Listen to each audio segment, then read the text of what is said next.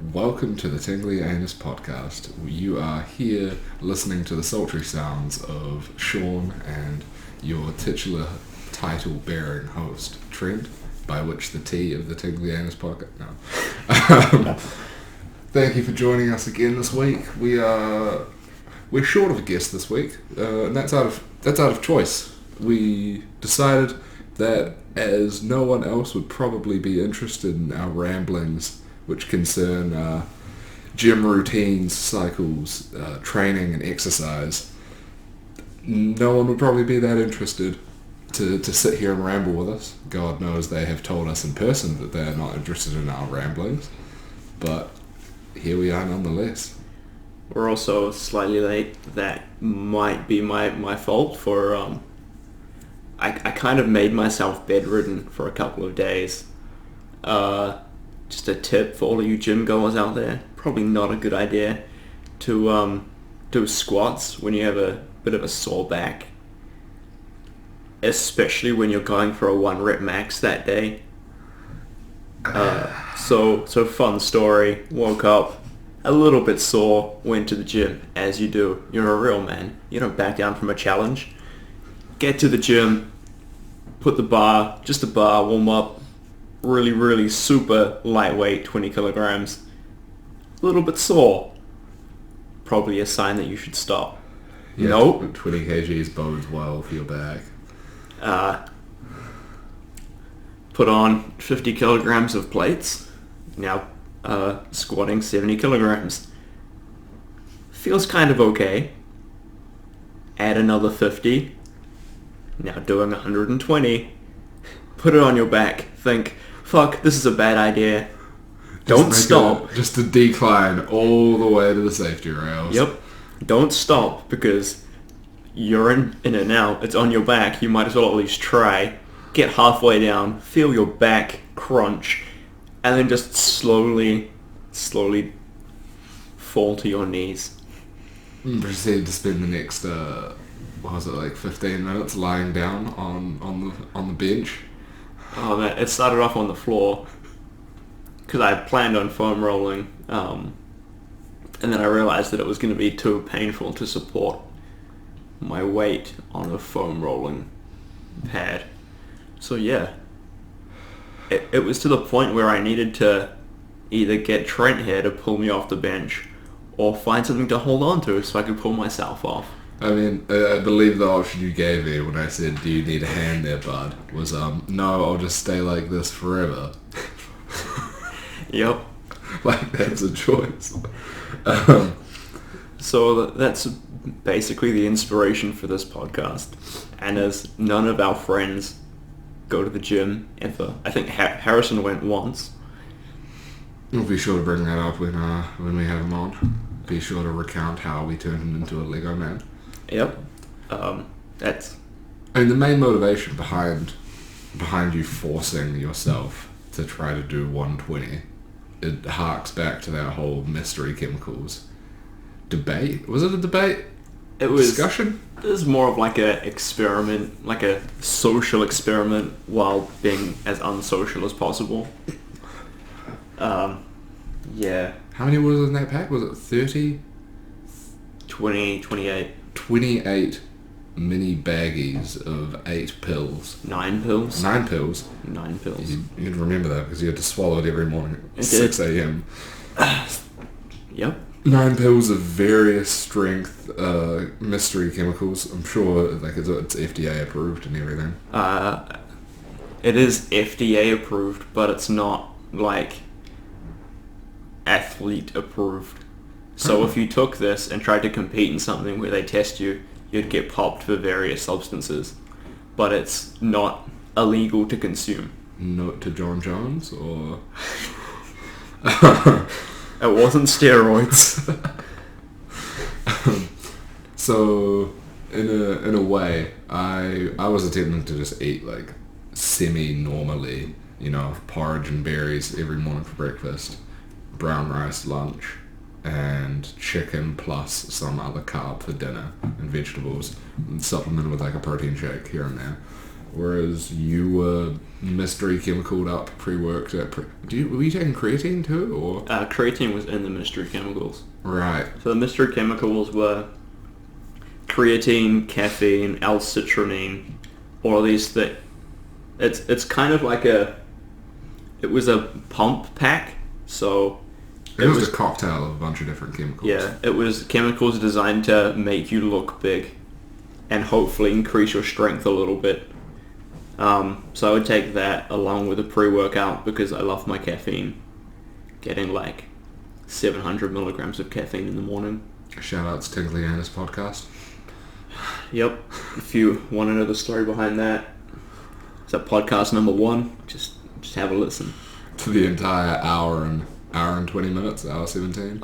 You something like that. Probably only have to make it an hour in before you get to... And the naming of the podcast. Yep. But yeah, me eating semi-healthily, you on those pills for 28 days. And eating whatever the fuck I felt like, basically. Yeah, you're not wrong there. I was just like pizza. I tried to eat healthy some days. Like I'd make like a pasta and a meat with cheese. So that's like a relatively rounded meal. But it's kind of eating okay, like 4 days a week, and then like shit the other 3. Plus, that was the time, in that time, discovering the sauna at the gym for like a short period. Was it like a week? Almost 2 weeks? Yeah, it's probably like 2 weeks of going to the sauna. Some light cardio sessions. Yeah, which turned into arms, and then you fucking bitched at me for doing arms without you, so I just stopped altogether. It ruins the experiment, alright? If you're getting in 2 arm sessions a week, and I'm over here on 1, we go to 1 rep max bicep curls. Just fucking back against the wall, strict bicep curls, 1 rep max. Yeah, man. If I had no momentum, no power. So if I had two 1 rep maxes down, discounting the fact that we're going to do legs again because this time your back going to be broken. I assume we'll do legs again to get like an accurate, because you stopped at 120 and I know you can do 130 for at least 1. Yeah, I mean, it just hurt me so much to see you in pain. I just couldn't push through it. It was a travesty to see my gym buddy paralyzed, you know? Took all the strength away from me. Oh, man. Totally not the fact that I don't want to do legs ever. Yep. But that's alright, as soon as we get this done, we can go to a not as frequent legs. After training legs almost twice a week, which actually, I suppose our split is pretty unique in the fact that it's just a 7-day split, no breaks, ever. I'd call it a 4.5 day split if I was to give it a split with 0 rest days, because I suppose we do cycle. I mean, we do chest, like legs, shoulders, back, and then on 1 weekend day we do arms, and it's like 0 rest days in there. And it just mixes up, like if Monday is chest and then Thursday is like back, then Friday will be chest, Saturday arms, Sunday legs. Rotate back through, and there's for a while there we were just doing legs and back twice a week, and none of the fun exercises twice a week. None of the good ones.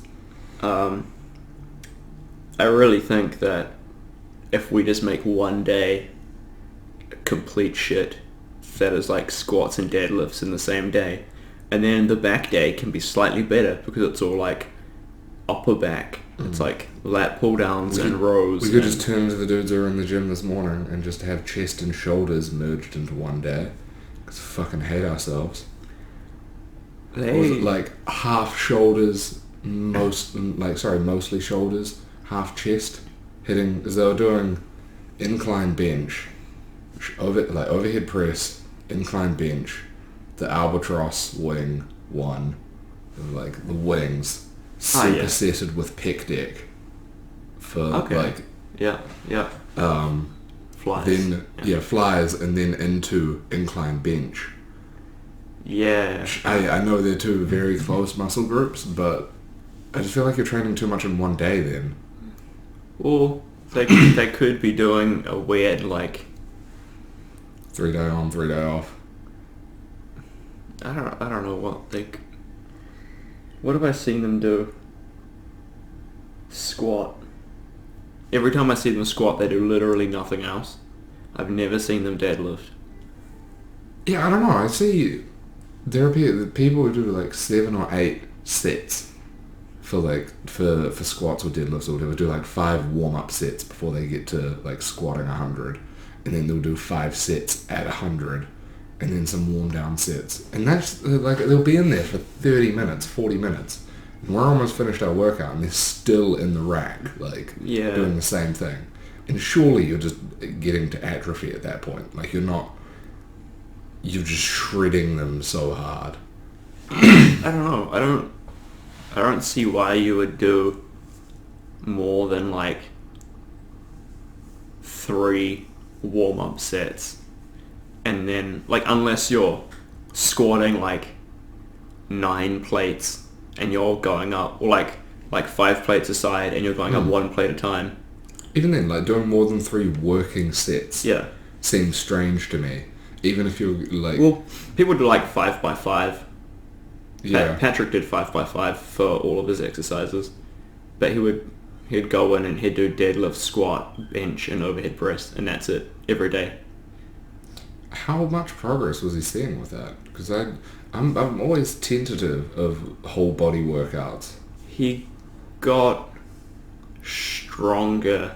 Oh, he got bigger, but not much stronger. Because it just seems like you'd just be tearing the muscles in the same way every day. And it's a compound exercise. Compound exercises are great, but I don't know. It seems like your body would just get used to the repetition of it. Yeah. I don't know. What was it? You gotta shock the muscles. The classic Arnie. Yeah. He could overhead press more than me. But that's a given, because overhead press is my weakest, and he's danced for his whole life, so he's used to lifting up girls. But not picking them up? No. Okay. I love you, Patty. If you're out there listening. I don't know if he does. Does he know it exists? Probably not. Miss Chelsea told him. So probably not. Yeah, probably not. Chelsea's a very busy person. She is indeed.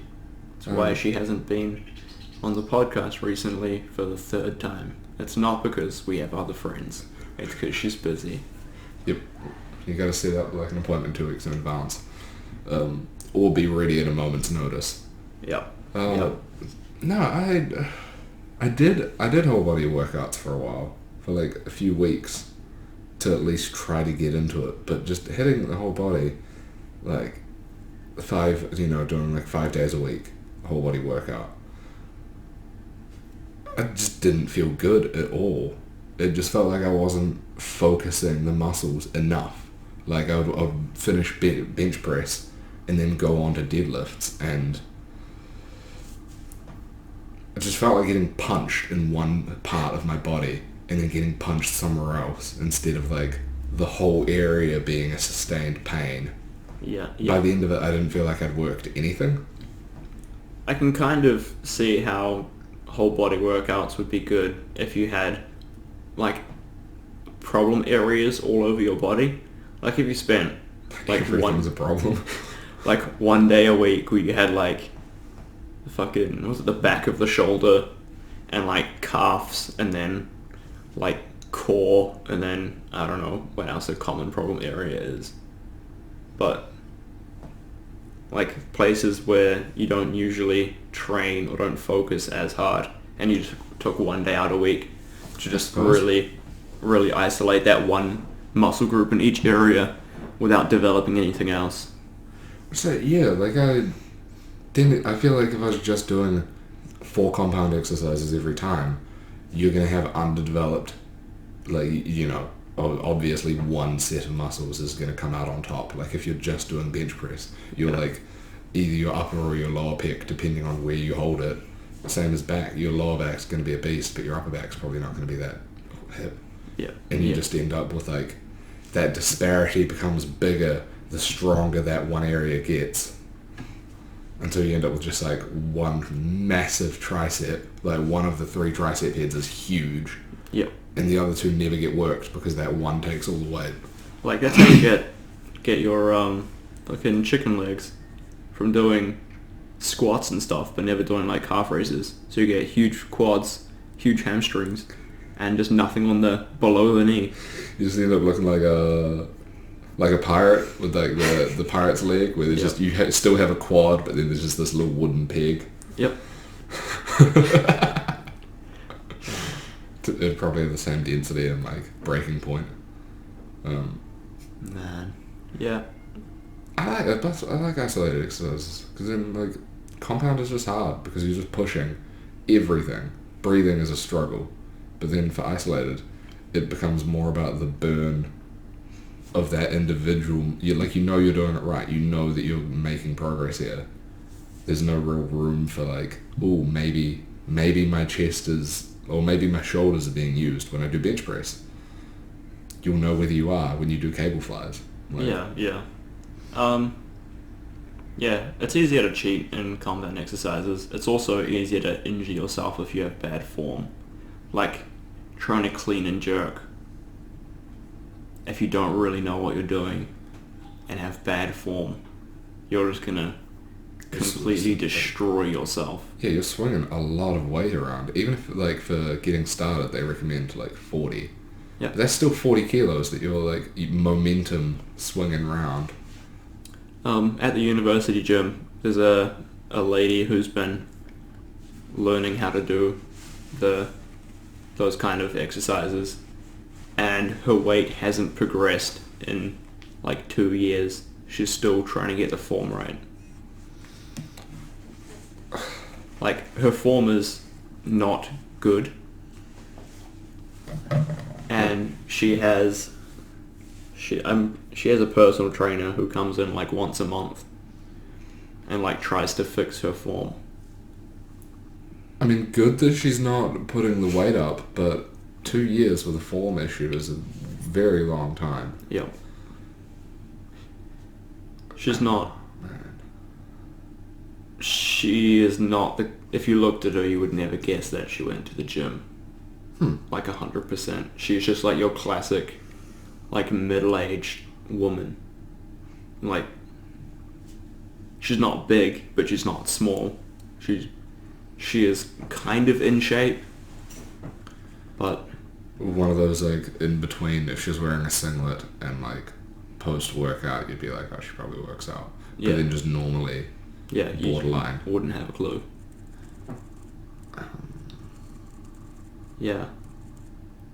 I don't know, man. It would be cool to be able to do those, like, Olympic lifts, but I'm just super afraid of, like, throwing the bar up and into my own, like, jaw. Just, like, necking myself.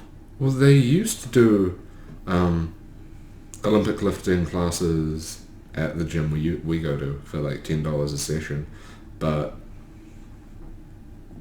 I don't know whether they still run anymore. One thing I was just looking up there is how I remember a quote that Trey said to me of someone else who had passed on to him, and I was trying to find an actual source for it, but the whole adage that it takes 10,000 hours to become a master or something, right? Yep. But it takes 20 hours to become, like, average, going from knowing nothing to being pretty good at it. 20 hours of dedicated, like, time spent doing it. And then, if I remember correctly, it's like 500 hours to relearn, or like 300 hours, something 100 hours to relearn something. Mm-hmm. And that's why it's 100% better to, like, get a personal trainer or whatever to show you form straight up, because in that, like, 20 to 50 hours you spend first learning how to do deadlifts, for instance, you're setting the bar for what your muscle memory is going to be able to do. Yeah. And starting light, and then going to the point that it feels like instinct for you to push it up without curving your back or while being, like, shoulders pinned back. as opposed to learning with your shoulders kinked or like with your back kinked or your shoulders forward. Yeah. It's way harder to go against that instinct and fucking retrain your brain. So it just seems strange that she'd spent two years. Like, there may, I don't know, she could have underlying, like, medical, like, or joint flexibility or some shit. I don't know. Yeah, she wasn't, like, she obviously wasn't super concerned about adding weight and becoming huge. But she's a personal trainer for that whole time. That's like... It was only, like, one session a month. Oh, true. Could just be, like, a calisthenics sort of thing. Yeah. Like, some hip new wave, do the same weight 100 times a day. Cardio. I never stopped to ask. Yeah. It's weird trying to ask people for help in the gym. You need to be like a huge dude to have the authority to come up to someone and be like, hey. Dude, Patrick offered people help at the gym. That seems like it's in Patrick's nature, though. It is. I would never offer... Like, at the gym, there was a dude doing lat pull-downs who was crooked as shit. And the one who was, like, swinging it? No, this was another kid. One day over Easter when you weren't there. And his left arm was probably a good half a foot higher than his right arm. And he was only doing, like, the middle third of the rep. He wouldn't go all the way down, and he wouldn't go all the way up. He wasn't focusing on his form. Time under tension. He was looking around the gym while he was doing this. And I was doing flies or something. And I was just like, man, I would love to, like, fix your form right now. But I don't have the patience to deal with other people. That's the thing, is that how big a dude do you need to be? Like, to the point they'd listen. Because I know Patrick can offer advice, but if he offered the advice to me, and I was set in my ways of how I'm doing things, and like in my head, one of the bros showed me to lift like weights like a cat and just have an arched spine. I'm gonna trust my bro more than this like dude who's like, Patty's in shape. He's got like decent muscles. He's got like a six pack, doesn't he? Or some. Yeah, but it's not like from going to the gym. Yeah, but that's the thing, is how big do you need to be? Yeah. Because we had big burly dude come in and show us how to do rear delts. Seated rear delt exercise, and just like the huskiest guy you can imagine, fucking huge. And he's like a little bit. If I was alone in the woods and he came up to me, I would feel like he is a bear. Of just you gonna want to lift your arms back like this, and like no stereotypes or anything, but he got very touchy feely. Felt uncomfortable. But boy, did I learn how to do rear delts because I didn't want him to touch me again. That's one way to teach, I guess. The old Catholic approach. Yeah. Fucking hell. Teach by doing. I don't know. Like, no one has ever offered me advice in the gym. I've just, like, looked at other people, noticed that there are differences between the way they do it and the way I do it, and then I just go and watch a video online about like people who are like professional bodybuilders or like strong men, or like I got my deadlifting technique now where I like ram the bar into my shins and sit as far back as possible. It's because I watched a video about Brian Shaw. It was teaching a what do you call them?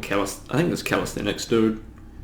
How to like increase his deadlift, and the calisthenics dude went up by like a plate just from Brian Shaw's like, dude, if you just change your form from the way you're doing it now to this, you'll increase. And at the cost of the hairs on your shins. Yeah, well, that's why they wear the like shin pads. True. I mean, there was something on my mind. It's gone. Come on, man, we can't have a dead silence in this podcast while you think. Fuck! Yeah, we can't, can we? I'm just gonna have to like internal monologue this for a little bit while you... Give me a taste of my own fucking medicine. Just like to thank our loyal fans right now. You guys mean a lot to us. if you guys are listening at almost 25 minutes, just do that little timestamp thing in the comment section, and I'll respond off one of my multiple YouTube channel names. So I expect like 25 minutes 48 as a timestamp. Nah, my thought's gone. I hope they leave a timestamp though. I do as well. Yeah, it's fucking gone. I don't know what I was thinking about, but yeah, learning from others. It's back. I remember now. Muscles are linear, right? They can only accomplish contractible motion. They can only contract. You have no strength by pushing, only pulling. Yep. And that's why you've like antagonistic pairs of muscles in your body. The act around the joints, like levers and fulcrums and shit, right? You think about it, when you're doing exercises, you're making a linear movement every time. Your muscles are just moving in a linear fashion. So when you see other people lifting, you can look at them and tell, like, it's easiest to see in others and easiest to see in really jacked dudes, how the muscles are working. And once you know that, and like, people count themselves out for how much you can actually understand. A lot of people leave it to like, I need a personal trainer. Only a personal trainer can tell me how to do this. When everyone has the capacity to learn and be like, you don't even have to be smart. You just have to be like logical or rational enough to realize how your muscles are being worked. Like when you do bench press and stuff, where is that force coming from? And it's like your arms are literally going from like a out position in. Your chest is pulling in towards the center of your rib cage. So surely if you're doing bench, you're not going to be flinging it above your head or like down towards your crotch or like off to the side and fucking dabbing with the weight, because... Sorry, do you want to just go and tell Harrison that really quick? Yeah, don't swing the weight into your fucking face, and don't swing it into your crotch, and especially don't do it fast to the point where we can't catch it. It scares the shit out of your spotters. Yep. Don't move fast. Is he dropping it on his face, or is he just lowering it really fast? I don't know. But yeah, like muscles, it's logical. How you move when you do overhead press. You're like, it's literally a muscle between your neck and your humerus on your arm contracting up like fucking chicken wings. Yep. So you see people doing weird shit, or like holding a weight in their hands and rotating around, or like, just think like, how could this logically be working? Yeah. Do I get strength out of my curved back, or is this just a recipe for disaster? Yeah. There's a lot of fine details to some lifts that you need to find what works for you as well. For example, bench press. If you look at professional strongmen type bench presses, they have their elbows out really wide, almost at like a 90-degree angle between the arm and where the lat would be. And the lat, yeah. Whereas if you look at bodybuilders, it's more like a 60 to 45 degree angle, which incorporates more of the tricep. Of course, 90 degrees is not good, but that's hell on the joints. Yeah, the actual angle that they do is more like 75, but it looks like 90 if you're watching videos and stuff. So it's just little details like that. Yeah, and if you're watching like a professional lifter do a 1 rep max and his chest, like his back's lifted his chest like a foot off the bench and he's got his feet on the edge of the seat and shit, like, to be able to know the difference between like when a professional is doing it versus like someone just training usually. Yeah. Like a 1 rep max is in no way indicative of what your form should be on like a set of 12. Yep. Because that's just painful. And they put themselves through pain to do that 1 rep max in that particular position. Yep. Like when I was doing the 1 rep max bench the other day, my butt was starting to lift off the bench a little bit from tightening everything and like pushing through with my legs. But when I'm doing a regular set, I'm pretty flat on the bench with like minimal arch in my back. And yeah, you can definitely draw more power out of your legs by just like fixing yourself in place. Yeah. But But for a regular set, I don't need that extra power. Yeah, it isolates the chest more. Yeah, I'd rather focus on the chest than focus on moving a heavy amount of weight.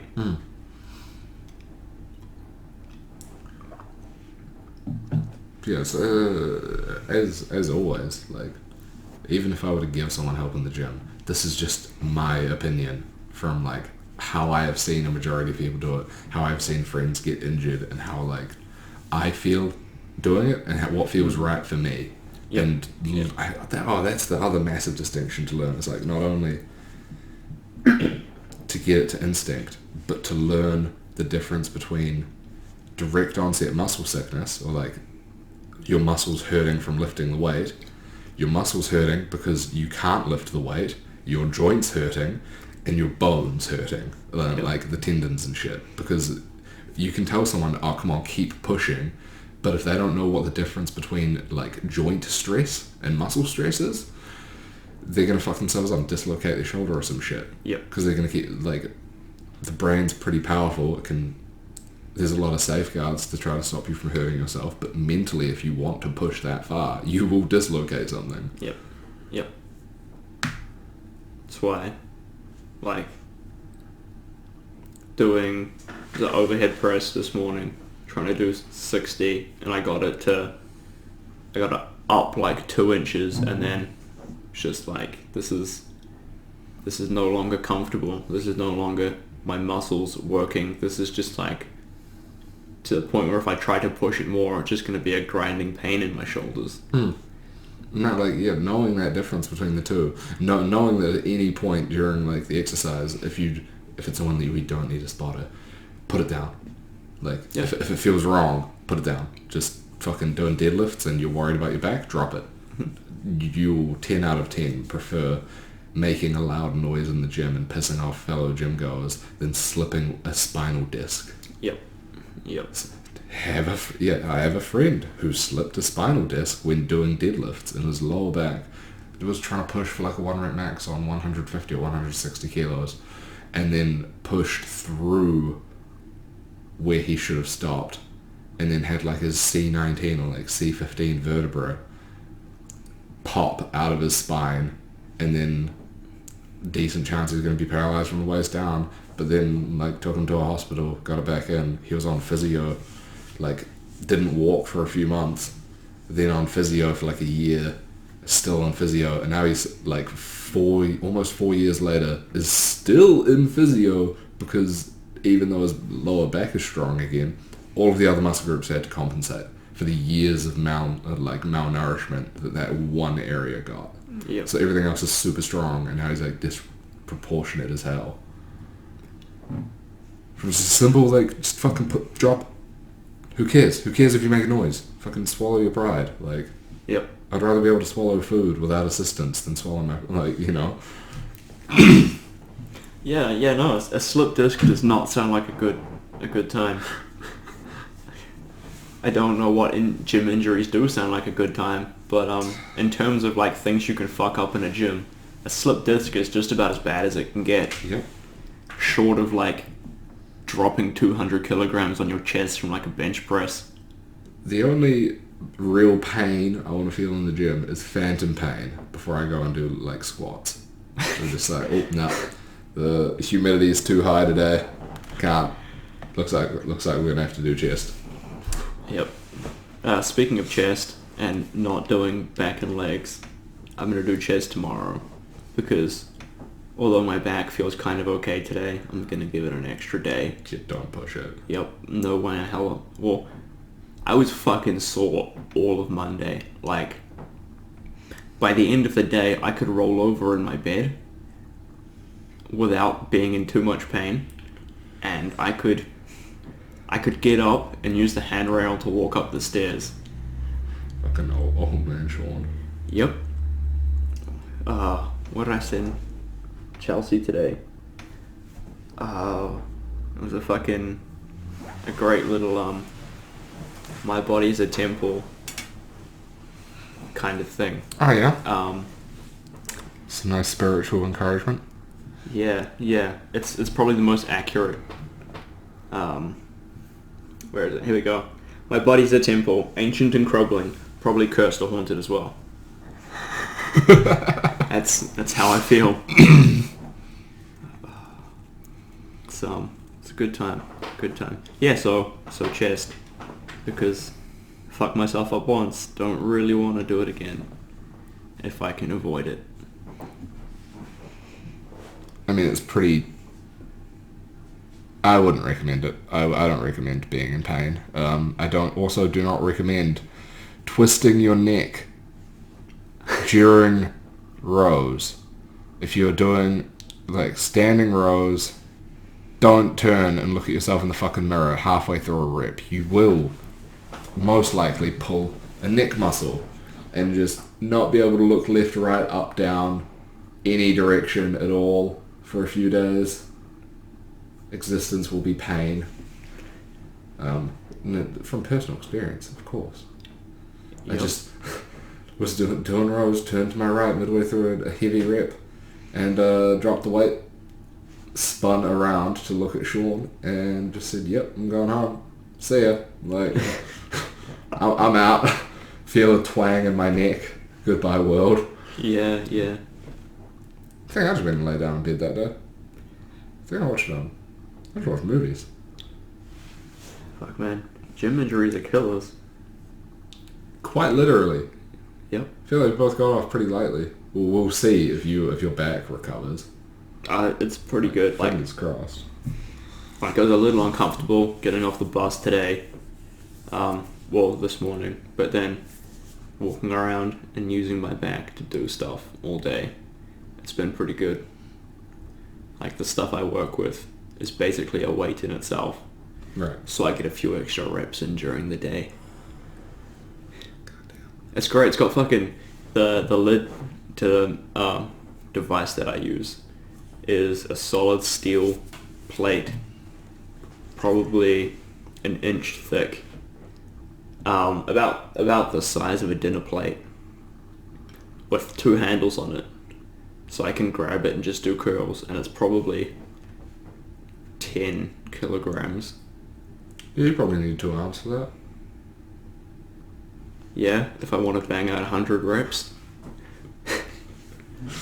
Oh man, it's good. It's my plan to get huge. thanks to science. Yep. I'm a big fan of doing chest tomorrow. Just starting afresh, and we'll do 1 rep maxes. I'm happy with my 1 rep max for chest. For chest and for overhead press. It's sick progress. I mean, once again, going from lifting 60 for like sets in January sometime. Yeah. I know I was that started midway through January. To the last time we did a 1 rep max a month ago was I did 80 for 1 and you did 85 for 2? For 1. 1? Yeah. I did 80 for 2, 85 for 1.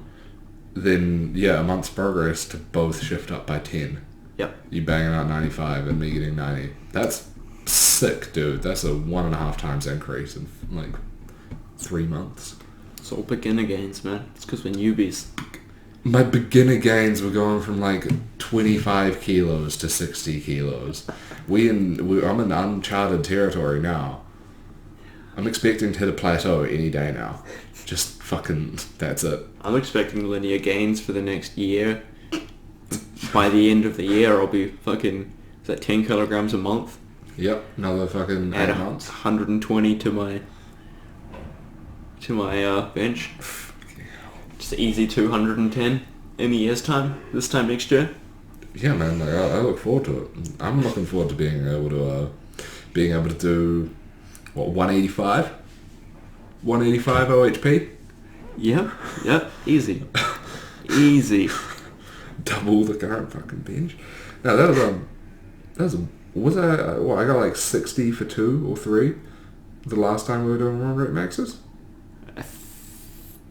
The last time you tried a 1 rep max overhead press was only like 2 weeks ago. Oh, I'm thinking like before the pump pills. Okay. Because I'm trying like a shoulder OHP 1 rep max is like a weekly thing for me. Yep, it is. Before the pump pills, I think you were doing... I know I tried 65 and I couldn't get it. I think you tried 60 and you couldn't get it. Yeah. I think you were doing... I got 57. Or like 55. Yeah. I think you got like 55 or 50 for multiple, and then just like tried to YOLO 60 and didn't get it up. That's right, I remember. But now, to hit 65 for 1 after doing a set of 60 at 3, and then remembering that we were trying to do 1 rep maxes, and that I could probably have gone up more if I didn't bone myself beforehand. Yeah. Yeah. Fucking 15 kilos to go before I am overhead pressing the average male. How much does the average male weigh? Do you want to look up worldwide and I'll try to find New Zealand? Alright, we'll just average male weight. Global. Apparently in 2009, the average Holy man in New Jesus. Zealand is 84.7 kilograms. Average weight around the world. Oh, you're looking at male? I'm looking at male men in New Zealand. Okay. Just average, global average is 62. For men? No, that's because that's what? average male doesn't have global. It has average male in the United States is 88.8. Average, as of 2012, thanks to Bloomberg statistics, average male in New Zealand is 88.5, with the average female at 74.6 kilograms. So I'm 10 kilos off being able to do... Actually, that's the average, but the mean is 85.1 for men and 72.6 for women. And that's a 5% rise as of 1997. Is that in New Zealand? Yeah. There Just is New Zealand.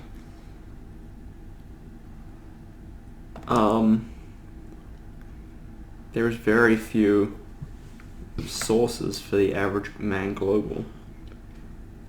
Everyone just thinks America is average. American men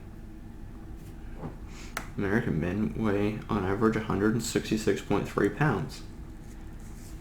Well, could I have that in logical numbers? No. 166 pounds. Let me do some head math. Divided by 2.2.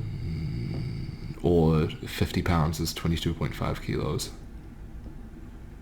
So 45, 60, 70, 75? That seems wrong for the average male. America does have some anorexic people. You just can't see them because they're hidden between the fat ones. Okay, this article has like rough comparative numbers. The average American is 15 kilos heavier than the average French man, 18 kilos heavier than the average Japanese citizen, and 32 kilograms heavier than the average citizen of Bangladesh. Yeah, human body weight on Wikipedia has a few countries, but it doesn't have global. It has United States at 88.8, and the lightest one on here is Brazil at 72.7. Shit. If everywhere else on this list of 10 or 12 is in the middle.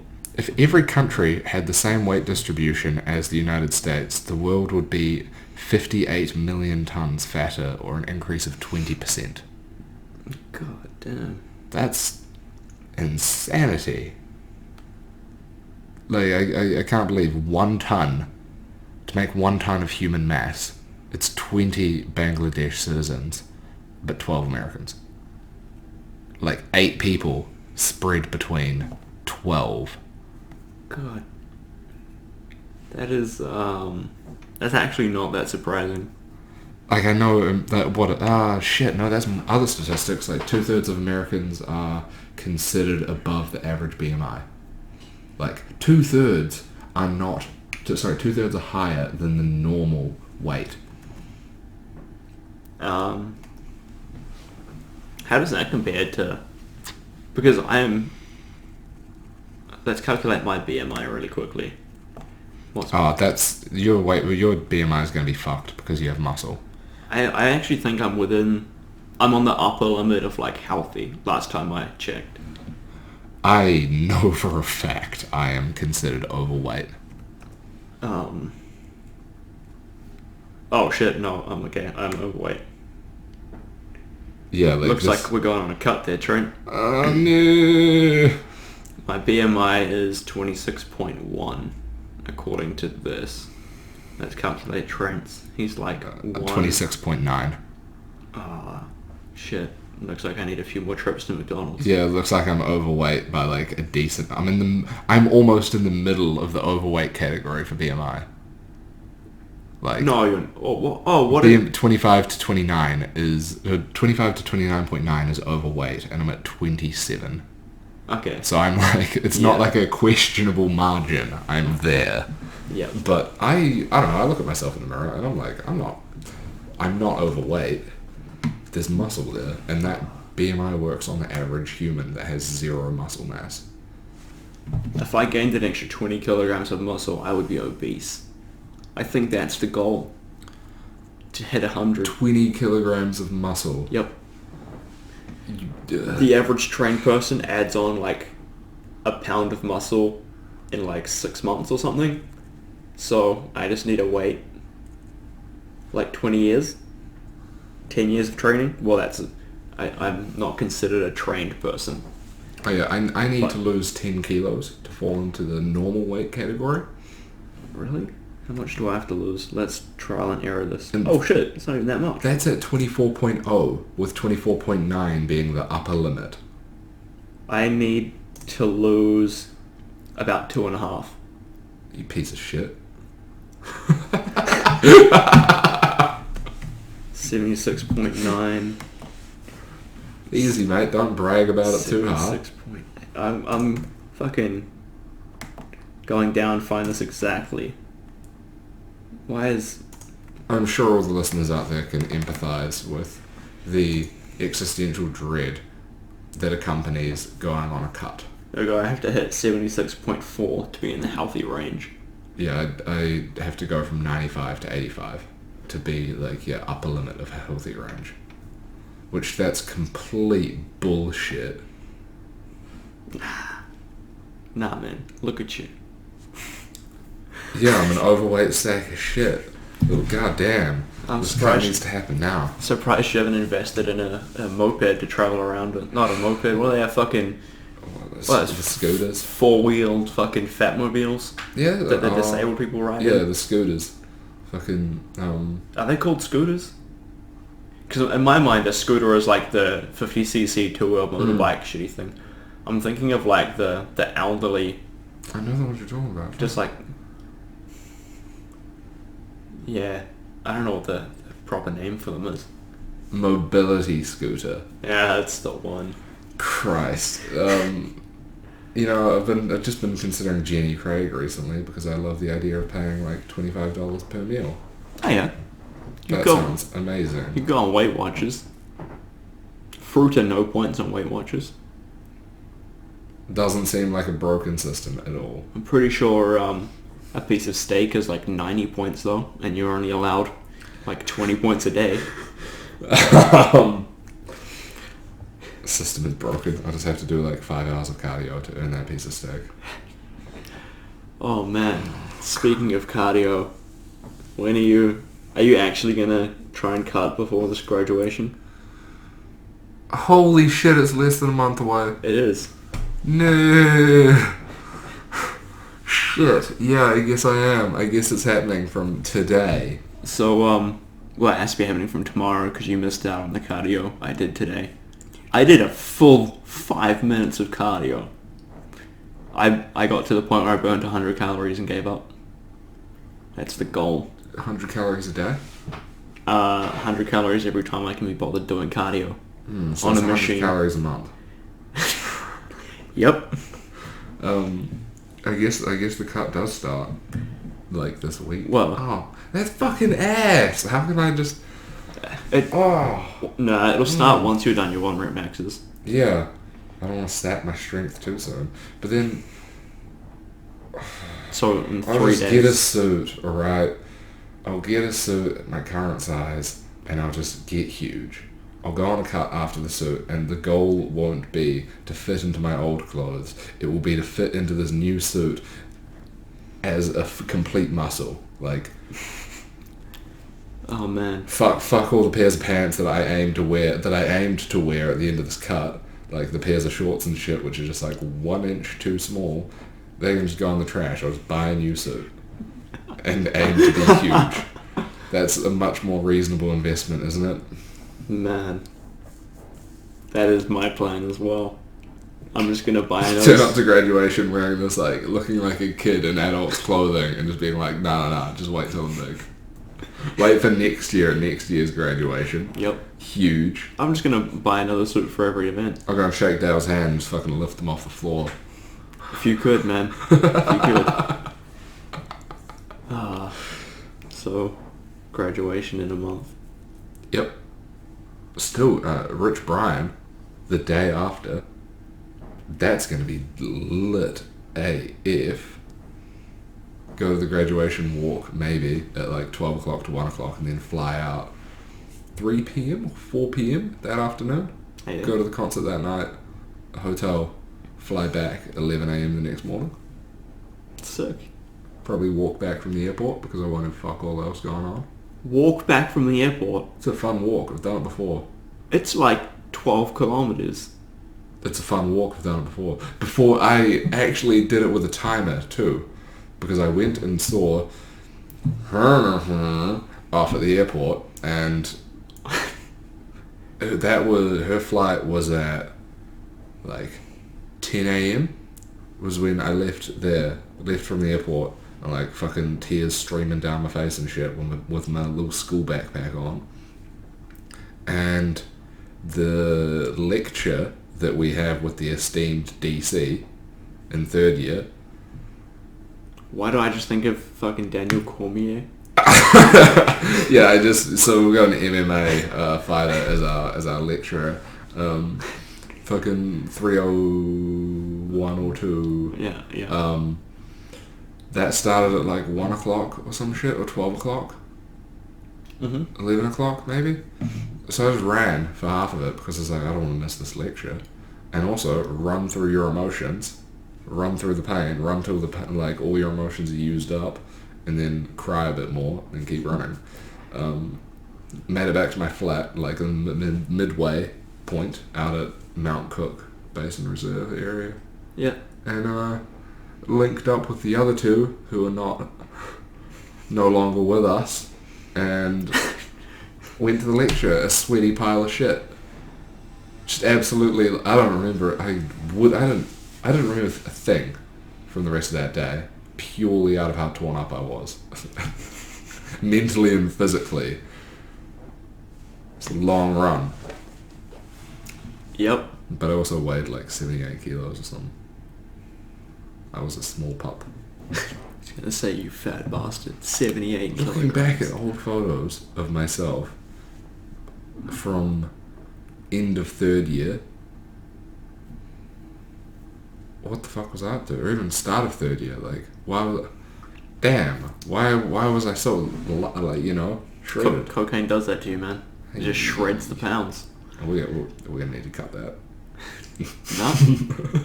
No, the old Coke diet. Just Coca-Cola. I don't know, man. Yeah. I look back at pictures of me and look at how small I was then, and look at how small I am now. Just think I could be so much bigger. With steroids. Yeah, or just like, Dedication. yeah, just not drinking this fucking Puhoi Valley fresh milk with real Belgian chocolate. established in 1983. That was expected to be like 2006 because we've never heard of it before. Oh no, they did cheeses for ages. Yeah. That's right. See, servings per packet, 3. 28 grams of sugar per serving. So I've just had, 80. Nah, I could math this better than that. 84. Yep. 84 grams of sugar. Casual more than 12 teaspoons. Like 17 teaspoons. Add that to my morning energy drink that I had because I didn't have protein. Like, I didn't have pre-workout this morning. It'd be like 30. Also, walking home, I'm pretty sure I could smell the pre-workout because it just smelled like this weird musty chemical coming around that little bend where you tipped it out. Yep, that was probably it. I put water in that drink bottle at the gym and I still just tasted like ass. So I'm going to throw it out and I bought a new water bottle. You let it ferment for 3 days. Yep. I got a shaker cup in my room that I'm afraid to open. It's been in my bag for like 4 days. Oh, dude. Yep, genuinely afraid. Yep, I think that's the plan. You get a shaker cup with every supplement you buy. Pretty much. You got like 3 now? 4? Yeah, 3. The one of them's got a broken lid, so I'm just using it as a water bottle. Right. It just sits on my desk. I gotta get more protein soon. Just running low. I would say get a big bag, but Big bag's expensive. But on the Optimum Nutrition, yeah, that one. That's the original one they had, except in the 5-pound container. Whereas you got the 10-pound bag. How much was that? $179. Yeah, that's pretty much the price of 2 5-pound containers. Not a fan of that. Really? If I could go back and change it, I would. Vanilla? Vanilla ice cream. It's the same flavor you had. Yeah. Yep. I liked it. I don't like the consistency. I can't get the consistency right because I either add too much water and it tastes just like watered down, bland, and it's just a disappointment to drink, or I add not enough and it's like slime. Oh yeah, no, that happens. But with the last one, the last bag that I had, if you added not enough water, it just became more creamy. Which was really nice. I mean, I like this one, the NZ Muscle one. It's it's good. The chocolate flavour. I thought it tasted weird for a while because with that, the Optimum Nutrition, I used to mix in some soy milk with that, either vanilla soy milk or like vanilla soy milk made it taste dope, but a little bit of milk, or like half milk, half water, and I was trying to do that with this one, and it just tasted like weird, almost like yeasty. And then I cut the milk out of it one day because I was just out, and then it tastes fucking phenomenal with just water, and it must have just been the soy milk with the chocolate flavouring made it like acidic almost. Yep. Sour, that's the one. That's weird. I think it may have just soured something in the milk. But yeah, just the casual protein, 1 or 2 proteins, shake scoops with every breakfast after gym. Hit that post-workout timing, that hour window. That anabolic window. Yep, where everything you eat gets absorbed. Yep, that thing that doesn't actually exist, but everyone still believes it anyway. Oh? Yep. Oh. Yep. Why does everyone still believe it then? Because no one... It's one of those classic bro science, like... It's just a myth that's been passed around for so long that people assume it is truth, when in reality it's not. So what I heard from my dad, which once again, bro science, wasn't so much an anabolic window, but just he was a big advocate of either having like a Powerade or something with a lot of salt in it immediately after the gym, just to replenish like the base chemicals that you lost through sweat. Not so much like a hit these foods and it's like a free cheat meal after your workout, but like get salt back into your system because you just sweated out a shit ton of it, and you will get sick if you go out into the cold, even if you're fucking sweating balls and you go out into the cold world and you're like, oh, the cold feels so nice, you'll get sick because your body's like just come off that high. Yep. And like your internals are fucking crazy, but your external is actually cold. That's my like. Yeah, you do have to replenish the stuff that you sweat out, but you don't have to. It's not more beneficial to consume your protein straight after you have your workout than like after an hour's time. Isn't it recommended you spread it out, your protein intake? Throughout the day, yes. But like, what I mean is, if you have a protein shake like 15 minutes after the gym and 2 hours after the gym, you still have the same benefit. True. Yep. It doesn't like immediate. I don't know why people believe this anabolic window. But like it was something I thought was accurate as well. And then I looked into it and turns out it's not. But yeah, I have my protein shake after the gym because I'm fucking hungry after the gym. Yeah, no, it's the same. Like having the protein shake is the one thing that gets me through having my porridge, because it's just after cutting the maple syrup and cutting like honey out of it, it just gets so fucking bland. And like I ate the same meal day in day out for when I was on keto, and I got used to it. And that's the point of it now, where I'm eating it because I know that it's a nutritional requirement for me to survive my day, because I have to stomach this food. Yep. And I look forward to the protein shake because that shit is delicious all the way through. There's not been a day where I haven't enjoyed it. Yep. Alright, we should wrap this up. It's been a good hour-long chat. Yeah, a good hour. The gym. Yeah, pretty much. We stayed fairly on topic the entire time. Yeah. I think we did good. Less awkward silence than other times we've done this. Yep. I feel like I kind of forgot the microphone was here for a little bit. That's really the plan. Yeah. Yeah. I hope that our inane ramblings have kept all of you listeners out there entertained. The fact that you're pretty much just listening to a conversation between Shaun and I about our daily activities, hopefully this has garnered you some more insight into our life, and thus you can appreciate the interviewer's more stepped back role in future guests, since we want to bring you the opinions and personalities of the guests, given that you already know where most of our points stand, and from time to time you'll learn more about us. But our goal is to deliver you the main chunk of our guests' life and personality, get a snapshot to their lives. We're the same guys week in, week out, and we'll catch you next week on the Tingly Anus Podcast.